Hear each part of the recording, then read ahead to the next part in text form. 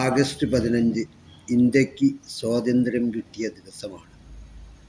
അതിലെ ഏറ്റവും പ്രധാന കണ്ണി എപ്പോഴും പതാകയ്ക്കാണ്. പതാക ഉയർത്തുക എന്നൊരു ചടങ്ങിന് വേണ്ടി ദിവസങ്ങളോളമായി ഓരോ മുക്കിലും മൂലയിലുമുള്ള സ്കൂളുകളിലും പട്ടാള ക്യാമ്പുകളിലും ആശുപത്രികളിലും അസംബ്ലികളിലും പാർലമെൻറ്റിലും എല്ലാം തിരക്കിട്ട ജോലിയാണ്. പക്ഷേ ഈ പതാക, നമ്മുടെ ത്രിവർണ്ണ പതാക നമ്മളെന്നും കാത്തു സൂക്ഷിക്കണം. അതിനുവേണ്ടിയാണ് രാജ്യത്തെ സ്നേഹിക്കുന്നവരൊക്കെ തന്നെയും രാജ്യത്ത് ജീവിക്കുന്ന എല്ലാവരും തന്നെയും ആ മൂവർണ്ണ കൊടിയും നടുവിലെ അശോക ചക്രവും എന്നെന്നും മാനിക്കുകയും ബഹുമാനിക്കുകയും ചെയ്യുന്നു. ഈ ഒരു ഇതിൽ ഈ അടുത്ത ദിവസം ഞാൻ ഈ ഹുബ്ലി യാത്ര നടത്തിയല്ലോ. അപ്പോൾ ഹുബ്ബള്ളിയിലേക്കുള്ള, ഹുബ്ബള്ളി എന്നും പറയും, ഞാൻ അതിൽ പറഞ്ഞിട്ടുണ്ട്. ഇപ്പോൾ ഹുബ്ബള്ളിയിലെ ഒരു കുഗ്രാമത്തിലാണ് സത്യത്തിൽ ലോകത്ത് എവിടേക്കും വേണ്ട അംഗീകൃതമായ പതാകകൾ നിർമ്മിക്കുന്നത്. കണക്കും കയ്യും ഒപ്പിച്ച്, ചില കൈക്കണക്കുകളൊക്കെ ഉണ്ട് ഇതിൽ. ആ രീതിയിൽ നിറത്തിൽ മാറ്റമില്ലാതെ ചുവപ്പ്, കുങ്കുമവർണ്ണം, വെള്ളേൻ്റെ നടുക്കുള്ള നീല നിറത്തിലുള്ള ഈ അശോകചക്രം, താഴെ പച്ച, ഈ രീതിയിലും പിന്നെ കൊടി എങ്ങനെ പാറും എന്നുള്ള രീതിയിലൊക്കെ തന്നെ ആലോചിച്ച് തീരുമാനമെടുത്ത ശേഷമാണ് ഈ പതാകയ്ക്ക് രൂപം നൽകിയതും. പിന്നീട് പതാകയുടെ 4ാം ഘട്ടം വരെയുള്ള കഥകൾ ഞാൻ കഴിഞ്ഞ ദിവസം പറഞ്ഞിരുന്നു. അപ്പോൾ ഈ ഒരു പതാക യൂണിറ്റിനെ കുറിച്ചാണ് ഞാനിന്ന് പറയുന്നത്. ഈ യാത്ര എങ്ങനെയാണെന്ന് വെച്ചാൽ, ഈ പതാക യൂണിറ്റ് എന്ന് പറയുന്നത് ഹുബ്ലിയിലെ അല്ലെങ്കിൽ ഹുബ്ബള്ളിയിലെ ഉൾനാടായ ബംഗേരിയിലാണ്. ബംഗേരി എന്ന് പറയുന്ന ഒരു ഗ്രാമമുണ്ട് അവിടെ. അത് ഏകദേശം റെയിൽവേ സ്റ്റേഷനിൽ നിന്നൊരു 3-3.5 കിലോമീറ്റർ ദൂരം വേണം. കേശവപുര എന്നൊക്കെ പറയുന്ന സ്ഥലത്ത് കൂടെ കുറച്ചും കൂടി മുന്നോട്ട് നടന്നു പോയാൽ അവിടെ എത്തും.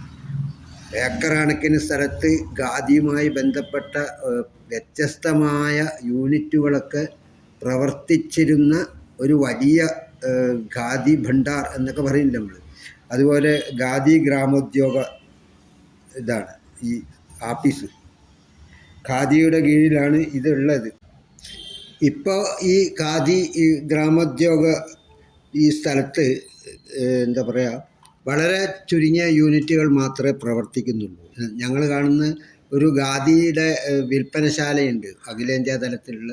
പിന്നെ ഈ കോടിക്കണക്കിന് നിർമ്മിക്കപ്പെടുന്ന ഈ പതാകകളുടെ ശേഖരം സൂക്ഷിക്കുന്ന സ്ഥലമുണ്ട്.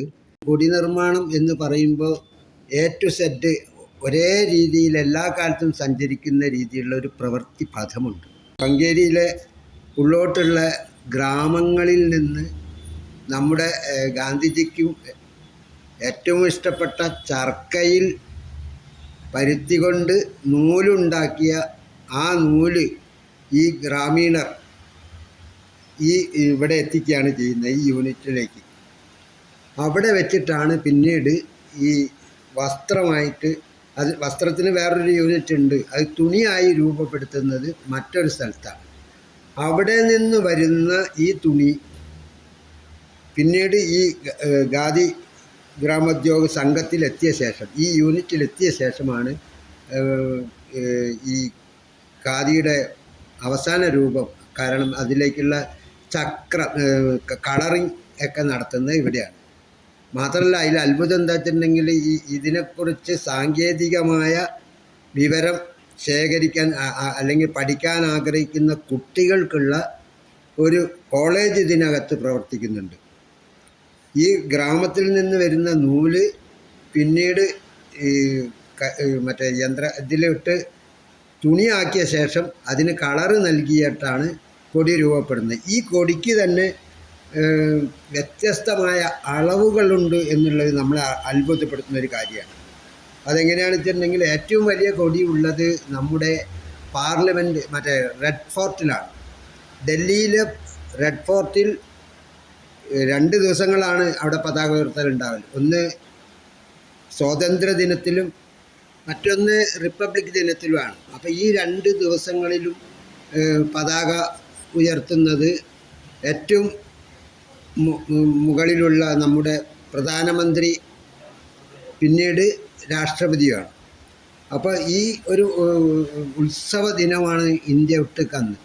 മാത്രമല്ല ഇന്ത്യക്കാരായ മറുരാജ്യങ്ങളിലും ഇതിലും വലിയ ആഘോഷങ്ങൾ നടക്കാറുണ്ട്. ഇപ്പോൾ അമേരിക്കയിലുള്ള ഇന്ത്യക്കാരനായാലും ഗൾഫിലുള്ള ഇന്ത്യക്കാരായാലും ഈ ദിവസം ഇന്ത്യയിൽ നമ്മൾ ആഘോഷിക്കുന്നതിൻ്റെ 10 ഇരട്ടി ഉഷാറിലാണ് അവിടെ നടത്തുന്നത്.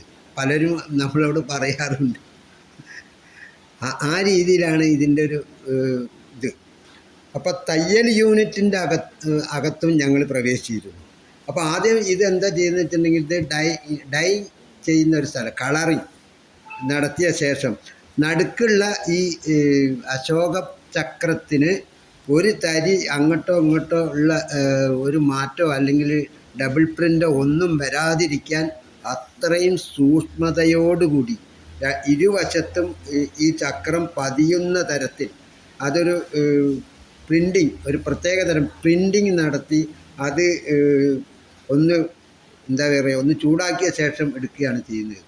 മാത്രമല്ല ഇത് പാറുന്നതിന് ഈ പച്ച നിറത്തിൻ്റെ ഒരു റൈറ്റ് ഭാഗത്ത് താഴെ ഒരു ചതുരത്തിലൊരു കട്ട പ്രത്യേക തയ്ച്ച് നൽകുന്ന ഒരു ഏർപ്പാട്.